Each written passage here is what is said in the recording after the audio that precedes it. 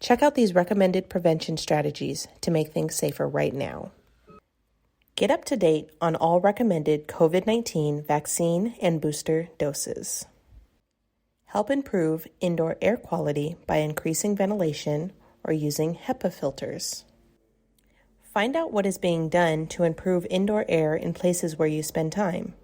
If the air seems stuffy, ventilation may not be good. Look for open windows indoors. Choose outdoor activities and dining when possible. Wear a high-quality and well-fitting face mask in crowded indoor spaces. A high-quality mask can reduce your risk of infection where risk is greatest, such as at an indoor event in a setting with poor ventilation. This is especially important for people who are immunocompromised or unvaccinated, and people who are not up to date with their vaccinations, including booster doses.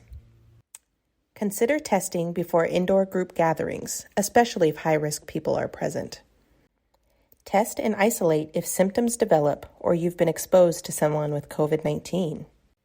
If you've had COVID-19 and your fever is gone and symptoms improving, consider testing if you are leaving isolation before day 10. And please, remember to continue wearing a well-fitting mask through day 10.